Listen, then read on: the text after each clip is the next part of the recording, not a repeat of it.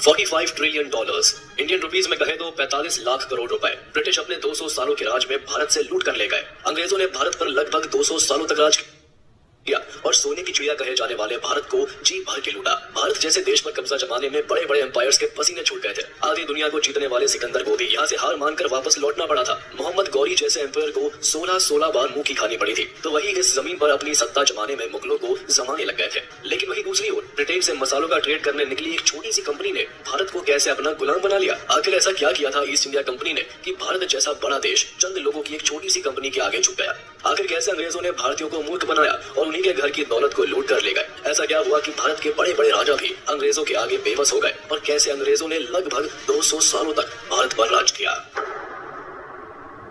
15वीं century तक European देशों के ट्रेडर्स समुद्री रास्तों को ढूंढते हुए अलग अलग देशों में पहुंच रहे थे।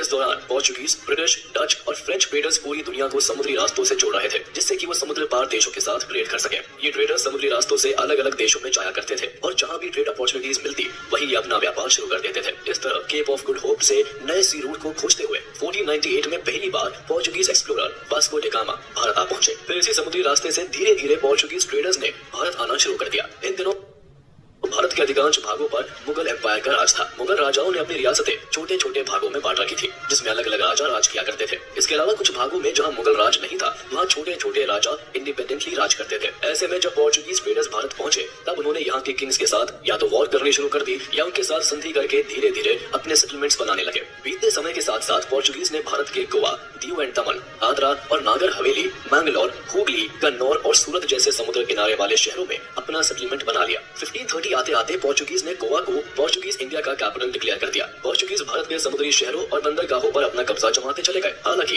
तब भी यहाँ उनका मेजर फोकस बिजनेस करना ही था। वो लोग भारत से सिल्क, स्पाइस एंड ओपियम जैसे नशीले पदार्थों को एक्सपोर्ट करते थे, जिससे कि उन्हें बड़ा मुनाफा हुआ करता था। पोर्चुगीज के आने के बाद 1602 में डच ईस्ट इंडीज कंपनी ने भी भारत में अपनी उपस्थिति दर्ज कर ली। डचेस ने भारत से मसालों का बड़ी तादाद में एक्सपोर्ट करना शुरू कर दिया और बड़े लेवल पर मुनाफा कमाने लगे। देखते ही देखते उन्होंने स्पाइस ट्रेडिंग में अपनी मोनोपोली हासिल कर ली। इसके बाद अगस्त 24, 1608 में ईस्ट इंडिया कंपनी भारतीय बाजारों में अपनी ट्रेडिंग शुरू करने के लिए पहली बार गुजरात से सूरत में दाखिल हुई और आखिरी में फ्रेंच ट्रेडर्स भी भारत पहुंचे और सबने अपना अपना सेटलमेंट बनाना शुरू कर दिया। 16वीं सेंचुरी की शुरुआत में पूरे यूरोप के अंदर ज्यादातर मसालों का ट्रेड डच मर्चेंट के हाथों में पहुंच गया था और वो दिन पर दिन मनमांगे ढंग से मसालों की कीमतें बढ़ाते चले जा रहे थे। यही से शुरुआत हुई ईस्ट इंडिया कंपनी की, जिसे लंदन में 25 ट्रेडर्स ने मिलकर दिसंबर 31, 1600 को बनाया। शुरुआत में इस जॉइंट स्टॉक कंपनी का नाम governor and company of merchants of London रखा गया। इस कंपनी को इंग्लैंड के रॉयल चार्टर के तहत फॉर्म किया गया था, जिससे ये company east Indian spice market में अपनी ट्रेडिंग शुरू कर सके।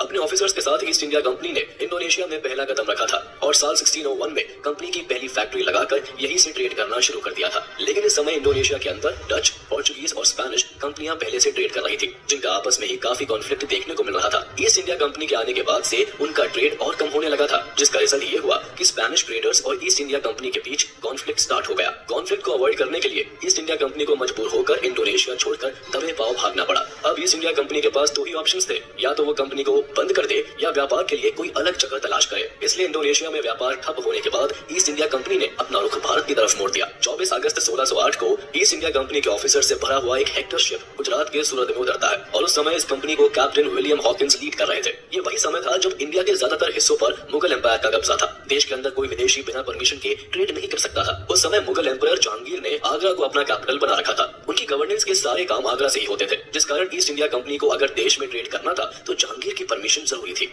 इसलिए विलियम हॉकिंस गुजरात से चलकर अप्रैल 1609 में आगरा पहुंच गए, जहां उनकी मुलाकात मुगल एम्पायर जहांगीर से हुई। विलियम हॉकिंस ने जहांगीर को इन्फ्लुएंस करने की काफी कोशिश की और बहुत हद तक कामयाब भी रहा। लेकिन जब विलियम हॉकिंस ने जहांगीर से इंडिया के अंदर ट्रेड करने की परमिशन मांगी तो जवाब में जहांगीर ने साफ मना कर दिया। दरअसल जहांगीर ने ट्रेड करने की ज्यादातर पावर पहले ही पोर्चुगीज ट्रेडर्स को दे रखी थी, जिसके बदले में पोर्चुगीज मुगल एम्पायर को बहुत सारा टैक्स दिया करते थे। मजबूर होकर विलियम हॉकिंस को जहांगीर के दरबार से बिना परमिशन के ही वापस लौटना पड़ा। अब ईस्ट इंडिया कंपनी के सामने ट्रेड करने के ज्यादा ऑप्शंस नहीं दिख रहे थे, इसलिए विलियम हॉकिंस और कंपनी के कुछ ऑफिसर्स इंडिया के अंदर उन टेरिटरीज में जाने लगे जहां मुगलों की सत्ता नहीं थी और इस तरह से 1611 में आंध्र प्रदेश के मसूलीपट्टनम में उन्होंने अपनी पहली फैक्ट्री लगाई।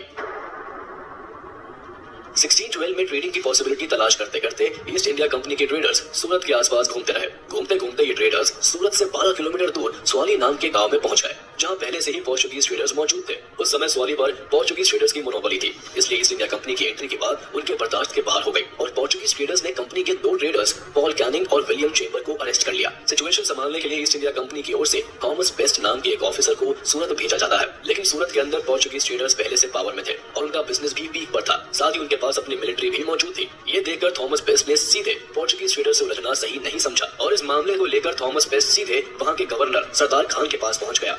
Captain Thomas best Sardar Khan को किसी भी तरह से इन्फ्लुएंस करना चाहता था, क्योंकि ईस्ट इंडिया कंपनी के चार्टर को किंग जेम्स I ने 1609 में इस आधार पर आगे बढ़ाया था कि अगर 3 साल के अंदर कंपनी कोई प्रॉफिटेबल वेंचर्स नहीं कर पाई तो इसे कैंसिल कर दिया जाएगा और अगर इस बार सरदार खान कंपनी को ट्रेड करने के लिए मना कर देता है तो कंपनी वापस ब्रिटेन लौट जाएगी। इसलिए उसने ईस्ट इंडिया कंपनी के 2 रिप्रेजेंटेटिव्स को सरदार खान के महल में भेजा, जहां वो सरदार खान को मनाने में कामयाब रहे। सरदार खान और ईस्ट इंडिया कंपनी के बीच एक ट्रीटी साइन हुई, जिसके तहत सूरत और आसपास के एरिया में ईस्ट इंडिया कंपनी को व्यापार करने की अनुमति मिल गई। ये बात पुर्तगाल के व्यापारियों को बिल्कुल भी रास नहीं आई और जवाब में स्वाली गांव में ईस्ट इंडिया कंपनी और पोर्चुगीज ट्रेडर्स के बीच वॉर स्टार्ट हो गई। इस वॉर में ईस्ट इंडिया कंपनी ने पुर्तगालियों को बुरी तरह हरा दिया। भले ही ये वॉर बहुत बड़ी नहीं थी, लेकिन यही से ईस्ट इंडिया कंपनी के हौसलों को जान मिल गई थी और कंपनी को यह भी पता चल गया कि अगर इंडिया में व्यापार करना है तो अपनी सेना भी रखनी पड़ेगी। वॉर जीतने के बाद ईस्ट इंडिया कंपनी को आसपास के दूसरे एरियाज में भी ट्रेड करने की आजादी मिल गई। वहीं दूसरी ओर इस वॉर से पोर्चुगीज ट्रेडर्स का इंडिया में इन्फ्लुएंस कम हो गया था। जब ये बात सरदार खान के माध्यम से एम्परर जहांगीर के कानों में पहुंची तो उन्होंने ईस्ट इंडिया कंपनी का फेवर लेना शुरू कर दिया। ईस्ट इंडिया कंपनी ने 1613 में सूरत में अपनी एक परमानेंट फैक्ट्री स्टैब्लिश कर ली। सूरत में फैक्ट्री लगाने से कंपनी का ट्रेड बढ़ने लगा। प्रॉफिट और बढ़ाने के लिए कंपनी अपने व्यापार को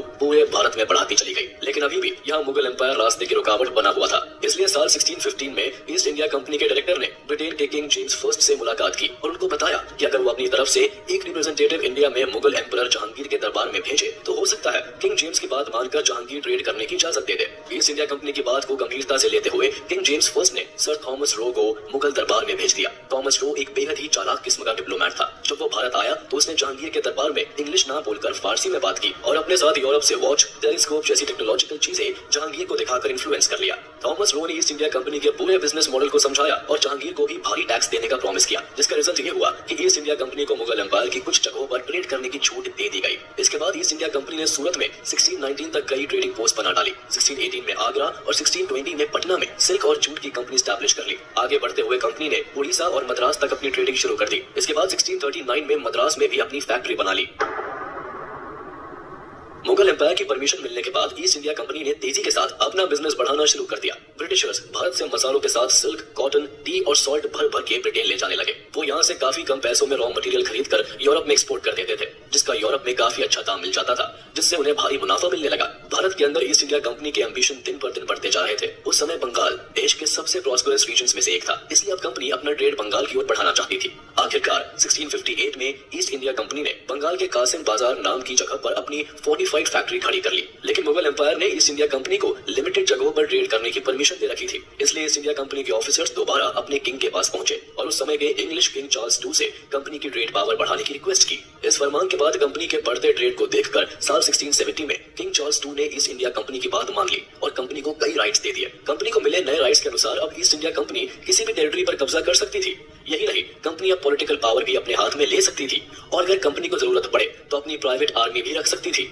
और तो और कंपनी जिस टेरिटरी पर कब्जा करेगी वहां पर सिविल और क्रिमिनल लॉ भी अपने अकॉर्डिंग चला सकती थी। इन पावर्स के हाथ में आते ही अब east India company strong position में आ गई थी। किंग से राइट्स मिलते ही ईस्ट इंडिया कंपनी ने अपने एक्सपेंशन प्लान पर काम करना स्टार्ट कर दिया और इसी प्लान के तहत कंपनी की तरफ से विलियम हेजेस नाम के ऑफिसर बंगाल के गवर्नर के पास ट्रेड की परमिशन लेने पहुंच गया। उस समय बंगाल में मुगल एम्पायर की जिम्मेदारी गवर्नर शाइस्ता खान के हाथों में थी। वैसे तो शाइस्ता खान को ईस्ट इंडिया कंपनी की पॉलिसी बिल्कुल भी पसंद नहीं थी, लेकिन इसके बावजूद छोटे लेवल पर ईस्ट इंडिया कंपनी को बंगाल के अंदर ट्रेड करने की परमिशन दे दी गई।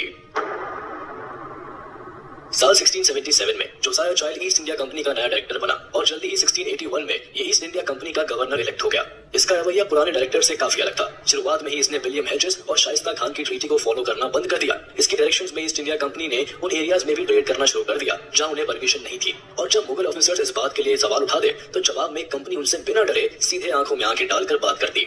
जोसाया चाइल्ड के आने के बाद कंपनी के बिहेवियर में आया ये बदलाव गवर्नर शाइस्ता खान को बिल्कुल भी पसंद नहीं आया और उसने ईस्ट इंडिया कंपनी पर ट्रेड करने के लिए टैक्सेस को और बढ़ा दिया। शाइस्ता खान मुगल बादशाह औरंगजेब का भांजा था और उसने साफ तौर पर फरमान जारी कर दिया कि अगर बंगाल में कंपनी को ट्रेड करना है तो स्टेट के मुंह मांगे टैक्सेस को देना जरूरी होगा। लेकिन जोसाया चाइल्ड खुद को डिक्टेटर समझ बैठा था। उसने शाइस्ता खान के इस फैसले को मानने से इनकार कर दिया और जवाब में साल 1686 में शाइस्ता खान के खिलाफ वॉर का ऐलान कर दिया।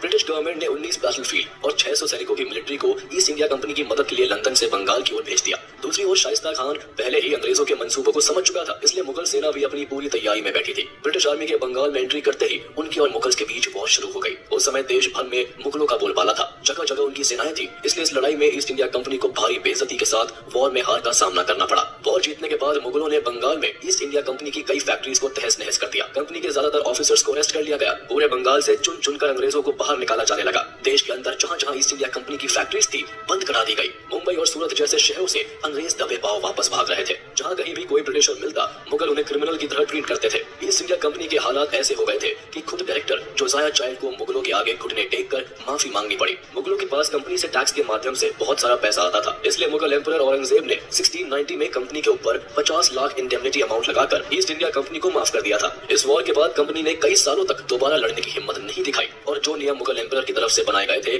उन्हीं के दायरे में रहकर कंपनी ट्रेड करने लगी। साल 1707 में मुगल एम्परर औरंगजेब की मौत हो गई, जिसके बाद पूरा मुगल एम्पायर कई कबीलों में बट गया। अलग थलग पड़े मुगलों की इस कमजोरी का जाट और मराठा जैसी पावर्स ने फायदा उठाना शुरू कर दिया। जगह जगह मराठाओं ने मुगलों की टेरिटरीज पर अटैक करना शुरू कर दिया और कई टेरिटरीज में मुगलों को हराकर उन टेरिटरीज पर कब्जा कर लिया। वहीं दूसरी तरफ ईस्ट इंडिया कंपनी भी अपनी पावर बढ़ाती जा रही थी। कंपनी नई नई फैक्ट्रीज लगा रही थी और अपनी आर्मी बढ़ाती जा रही थी। मुगलों को कमजोर होता देखकर ईस्ट इंडिया कंपनी के अलावा इंडिया के अंदर डच, स्पेनिश और फ्रेंच ट्रेडर्स भी अपना दबदबा बढ़ाने की कोशिश करने में लगे थे। जिसे भी मौका मिलता वो हर छोटी बड़ी टेरिटरीज पर अपना कब्जा करता जा रहा था। जल्द ही आलम ऐसा हो गया कि ज्यादातर टेरिटरी मुगल एम्पायर के हाथ से निकल गई। कई जगह पर मराठा गद्दी पर बैठ गए और कई जगह पर मुगलों के गवर्नर खुद को नवाब घोषित करके गद्दी पर बैठ गए थे। इस मौके का फायदा उठाकर फ्रेंच ट्रेडर्स ने भी पौंडीचेरी और चंदन नगर जैसे इलाकों में अपनी कॉलोनी बना ली। ये वो समय था जब फ्रांस और ब्रिटेन एक दूसरे को देखना नहीं चाहते थे। यूरोप और नॉर्थ अमेरिका के कई इलाकों पर ट्रेडिंग के लिए फ्रांस और ब्रिटेन के बीच वॉर्स हो रही थी। 1740 में फ्रांस के लीडर जोसेफ फ्रांकोइस ने इंडिया के अंदर ईस्ट इंडिया कंपनी के ट्रेडिंग एरियाज को ऑक्यूपाइड करना शुरू कर दिया, जिसका रिजल्ट ये हुआ कि फ्रांस और ब्रिटेन के बीच वॉर शुरू हो गई। 1746 से लेकर 1763 तक दोनों देशों में इंडिया के अंदर अपने इन्फ्लुएंस को बढ़ाने के लिए एक लंबी लड़ाई चली, लेकिन आखिर में ईस्ट इंडिया कंपनी की पावर के आगे फ्रांस को झुकना पड़ा। सालों चले इस वॉर को कर्नाटिक वॉर के नाम से जाना जाता है।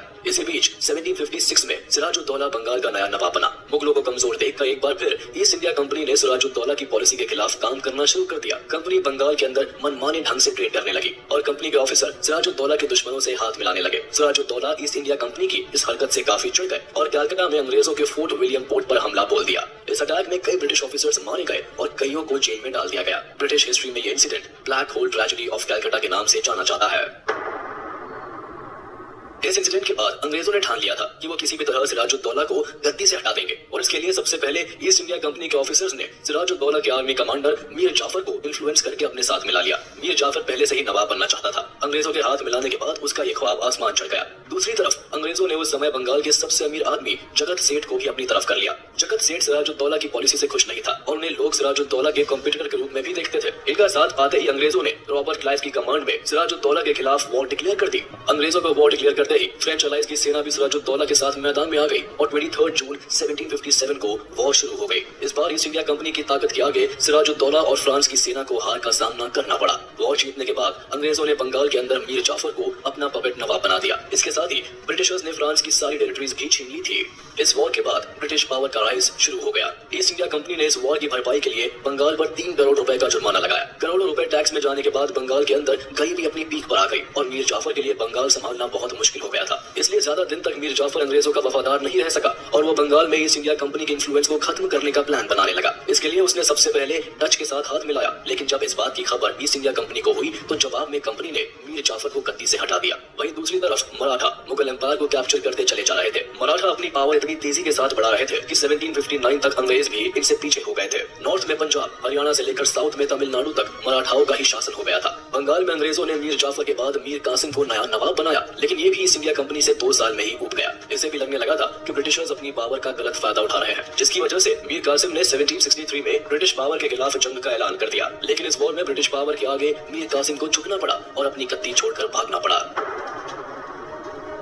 बंगाल से बाहर आते ही मीर कासिम समझ चुका था कि अंग्रेजों से लड़ाई जीतना किसी भी अकेले राजा के वश से बाहर की बात है। इसलिए उसने 1764 में अवध के नवाब सुजाउद्दौला और शाह आलम II के साथ मिलकर ब्रिटिश आर्मी पर अटैक कर दिया। तीन नवाबों के मिलने के बाद भी ये भारतीय राजा ईस्ट इंडिया कंपनी के आगे फीके पड़ गए और कंपनी ने तीनों को हरा दिया। इस वॉर को बैटल ऑफ बक्सर के नाम से जाना जाता है। ये वॉर हारने के बाद 1765 में सुजाउद्दौला और शाह आलम को इलाहाबाद में अंग्रेजों के साथ एक ट्रीटी साइन करनी पड़ी, जिसे नाम दिया गया ट्रीटी ऑफ इलाहाबाद। इस ट्रीटी के तहत बंगाल की पूरी पावर ब्रिटिश गवर्नमेंट के हाथों में आ गई।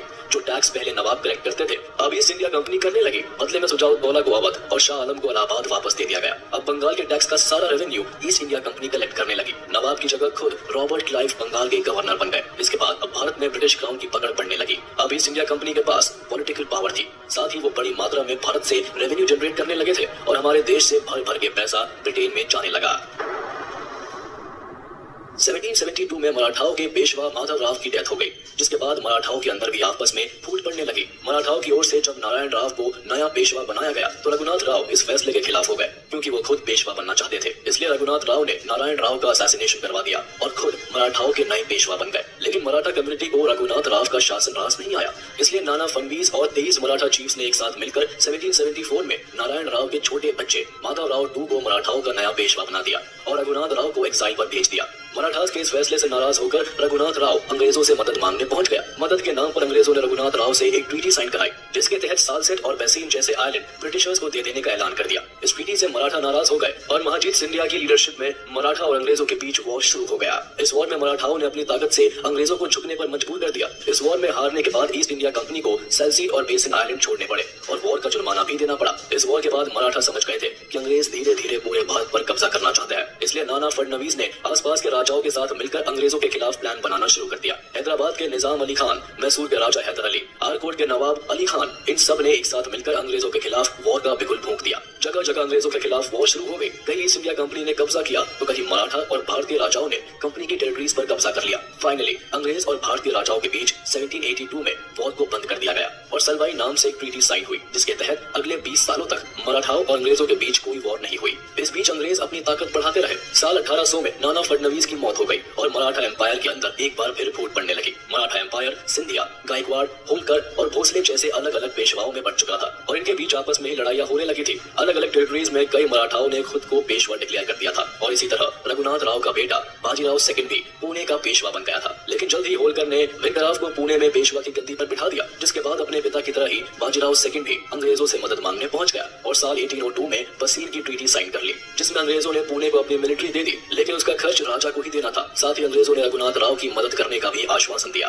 ये बात मराठाओं को खल गई और सभी ने मिलकर एक बार फिर अंग्रेजों के खिलाफ जंग का ऐलान कर दिया। लेकिन इस वॉर को मराठा जीत नहीं पाए। अंग्रेजों ने इस वॉर को एक तरफा जीत लिया और रघुनाथ राव को पुणे का पेशवा बना दिया गया। इसे सेकंड एंग्लो मराठा वॉर के नाम से जाना जाता है। इस वॉर के बाद मराठाओं की स्थिति काफी कमजोर हो चुकी थी और वो आपस में ही एक दूसरे के खिलाफ लड़ने लगे थे। मराठाओं के अंदर गायकवाड़ और पेशवा के बीच जगह जगह कॉन्फ्लिक्ट हो रहे थे। जब गायकवाड़ कमजोर पड़े तो उन्होंने अंग्रेजों से हाथ मिला लिया। इसी समय पेशवाओं की तरफ से एक गायकवाड़ मिनिस्टर गंगाधर का मर्डर कर दिया गया। इस मर्डर के बाद अंग्रेजों को मराठाओं से वॉर का बहाना मिल गया। गायकवाड़ की मदद का नाम लेकर अंग्रेजों ने कमजोर हो चुके मराठाओं पर वॉर का ऐलान कर दिया। इसे थर्ड एंग्लो मराठा वॉर का नाम दिया गया। लॉर्ड मार्क्वेस हेस्टिंग्स की लीडरशिप में लड़ी गई इस वॉर में अंग्रेज एक बार फिर जीत गए और इसी के साथ अंग्रेजों ने पेशवा का पद पूरी तरह से खत्म कर दिया। मराठाओं का शासन खत्म होते ही ईस्ट इंडिया कंपनी भारत की सबसे ताकतवर पावर बन गई। अब अंग्रेजों ने देश के अंदर नए नए नियम लाना शुरू कर दिया। 1848 में पहली बार द डॉक्ट्रिन ऑफ लैप्स को इंट्रोड्यूस किया गया, जिसके अनुसार जिस भारतीय राजा का कोई बेटा यानी कि मेल हेयर नहीं है, वो राज्य पूरी तरह से ब्रिटिशर्स के अंडर में पहुंच जाने की बात कही गई और इस नियम की मदद से सतारा, नागपुर, उदयपुर और झांसी जैसी टेरिटरीज को अंग्रेज कब्जाने की कोशिश कर रहे थे। 1800s आते आते देश की आम जनता की सिचुएशन काफी खराब हो गई। कॉमन पीपल के जीवन पर टैक्स का बोझ बहुत ज्यादा बढ़ गया था। पूरे देश में राजाओं की गद्दी छीनी जा रही थी और अंग्रेज उनके राज्यों को डॉक्ट्रिन ऑफ लैप्स के तहत एनेक्स करते जा रहे थे, जिससे जमींदार से लेकर आम जनता तक सब ब्रिटिश रूल के अगेंस्ट होने लगे थे। इसके बाद अंतिम पेशवा बाजीराव II की 1853 में पिठूर में मौत हो गई। उनकी मौत के बाद जब उनके अडॉप्टेड सन नाना साहेब ने पेंशन की मांग की तो अंग्रेजों ने साफ मना कर दिया। ऐसी स्थिति देश के बाकी हिस्सों में भी बनने लगी। 1857 के शुरुआती महीनों में भारत में एक स्ट्रेंज घटना होने लगी, जहाँ तहाँ लोगों के घर रोटियां और कंबल बांटे जाने लगे। इन रोटियों पर ना तो कोई सिंबल होता था, ना ही कोई स्लोगन। जिस रियासत में भी ये रोटियां मिलती वहीं के लोग उत्साहित हो जाते। दूसरी तरफ अंग्रेज इस माजरे को समझ नहीं पा रहे थे। रोटियां कहाँ बन रही है, कैसे ट्रांसपोर्ट की जा रही है, कौन ये साजिश कर रहा है और इन सब का क्या मतलब है। ये सारी बातें अंग्रेजों के समझ में नहीं आ रही थी, लेकिन उनके ऊपर एक साइकोलॉजिकल प्रेशर बिल्डअप हो रहा था। इस कॉन्स्पिरेसी थ्योरी की वजह से ब्रिटिशर्स काफी टेंशन में आ गए थे। इस थ्योरी की चर्चा करते हुए एक ब्रिटिश ऑफिशियल J.W. शेरर ने अपनी किताब daily life during the Indian mutiny में लिखा था कि इस तरह से चपाती बांटने की वजह से कॉलोनियल ऑफिशियल्स के दिल में काफी भय फैल गया था। इसके ठीक बाद भारतीय सैनिक छावनियों में एक खबर फैल गई कि राइफल कार्ट्रिजेस को बनाने के लिए गाय और सुअर का इस्तेमाल किया गया है। इस खबर के फैलते ही हिंदू और मुस्लिम सैनिक तुरंत ही आग बबूला हो गए और उन्होंने अंग्रेजों के खिलाफ बगावत करने का प्लान बना लिया। मंगल पांडे, जो कि एक ब्राह्मण थे और ब्रिटिश आर्मी में थे, वो बंगाल नेटिव इन्फेंट्री में थे और यही बंगाल सिपाही छावनी में अपने कुछ साथियों के साथ मिलकर अंग्रेजों के खिलाफ बगावत कर देते हैं। उन्होंने 2 पुलिस ऑफिसर्स ह्यूक्सन और बॉक को गोली मार दी। इसके बाद उन्हें पकड़कर अंग्रेजों ने फांसी पर चढ़ा दिया। मंगल पांडे भले ही देश के लिए अपनी जान की कुर्बानी दे गए, लेकिन कार्ट्रिजेस वाली खबर देश में आग की तरह फैल गई। अब देश में रिवोल्ट का पूरा माहौल बन चुका था। अब बस इंतजार था तो जमींदारों और राजाओं का, जो इस रिवोल्ट को कमांड कर सके। अंग्रेजों की बढ़ती मनमानी से झांसी की रानी लक्ष्मीबाई, बिठूर के पेशवा नाना साहेब और तात्या टोपे, बेगम हजरत महल, कुंवर सिंह जैसे लोग अंग्रेजों के खिलाफ मैदान में आ गए थे। सबने मिलकर अंग्रेजों के खिलाफ रिवोल्ट करने का प्लान बना लिया। बहादुर शाह जाफर, जो कि मुगल सम्राट थे, उनकी कमांड में इस रिवोल्ट के लिए 30 मई 1857 का दिन निश्चित किया गया। लेकिन दूसरी तरफ मेरठ के सैनिक इतना इंतजार नहीं कर सके और उन्होंने 20 दिन पहले ही 10 मई 1857 को अंग्रेजों पर धावा बोल दिया। जिधर भी अंग्रेज दिखते उन्हें मारा जाने लगा। लेकिन भारतीयों के पास लिमिटेड वेपन्स और रिसोर्सेज थे और अंग्रेजों ने इसका फायदा उठाना शुरू किया। अंग्रेजों ने इस लड़ाई को लंबा करना स्टार्ट कर दिया, जिसके चलते इस रिवोल्ट को दबा दिया। रानी लक्ष्मीबाई और तात्या टोपे को मार दिया गया और बहादुर शाह जाफर और बेगम हजरत महल को एक्साइल दे दिया गया और इस तरह अंग्रेजों ने 1858 में किसी तरह इस रिवोल्ट को दबा दिया। देश में हुए इतने बड़े विद्रोह को अंग्रेजों ने भले ही सिपॉय म्यूटिनी का नाम दे दिया हो, लेकिन भारतीयों के लिए ये एक वॉर था जिसे फर्स्ट वॉर ऑफ इंडिपेंडेंस का नाम दिया गया। इस इंसिडेंट के बाद ब्रिटिश क्राउन को ये बात समझ में आ गई थी कि भारत को अब ईस्ट इंडिया कंपनी नहीं संभाल सकती, जिसके बाद उन्होंने 1858 में गवर्नमेंट ऑफ इंडिया एक्ट पारित कर दिया, जिससे कि अब ब्रिटिश क्राउन सीधे भारत पर अपना राज कर सके। गवर्नमेंट ऑफ इंडिया एक्ट पास होने के बाद ईस्ट इंडिया कंपनी की सारी टेरिटरीज, एसेट्स, आर्मी फोर्सेस और वेल्थ ब्रिटिश गवर्नमेंट के अंडर आ गई। यहाँ के एडमिनिस्ट्रेशन और देखरेख की सारी शक्तियां क्वीन विक्टोरिया के हाथ में पहुंच गई। लेकिन भारत के अंदर अपने खिलाफ हुए इतने बड़े रिवोल्ट से ब्रिटिश गवर्नमेंट अलर्ट हो गई थी। देश के अंदर टैक्स को कलेक्ट करने की अथॉरिटी सीधे ब्रिटिश गवर्नमेंट को मिल गई। भारत ब्रिटिश इंडिया के नाम से जाने लगा। सभी इंडियंस को रिलीजियस फ्रीडम दी गई और देश के अंदर ब्रिटिश क्राउन के रिप्रेजेंटेटिव के रूप में लॉर्ड कैनिंग को वाइसरॉय बनाया गया। 1861 में ब्रिटिश गवर्नमेंट द्वारा इंडियन काउंसिल एक्ट लाया गया, जिसके तहत कुछ इंडियंस को भी लॉ मेकिंग प्रोसेस में इंक्लूड किया गया, लेकिन इन्हें किसी भी तरह का हस्तक्षेप करने की आजादी नहीं दी गई। वाइसरॉय को इन सबसे ऊपर रखा गया और उसे कोई भी नया नियम बनाने के लिए फ्रीडम दे दी गई। किसान अगर जमीन पर फसलें उगाते थे तो उन्हें टैक्स देना पड़ता था और इन टैक्स को कलेक्ट करने की अथॉरिटी जमींदार को दी गई। किसान अपनी ही जमीन पर किराएदार बन चुके थे। इस तरह पहली बार पूरा भारत और इसके रजवाड़े को ब्रिटिश गवर्नमेंट ने छीन कर सीधा अपने अंडर में ले लिया और कुछ रजवाड़े और जमींदार क्राउन के साथ खुद ही मिल गए और अपनी रियासत की पकड़ अंग्रेजों के हाथ में दे दी। इस तरह पूरे भारत पर ब्रिटिश राज की शुरुआत हो गई।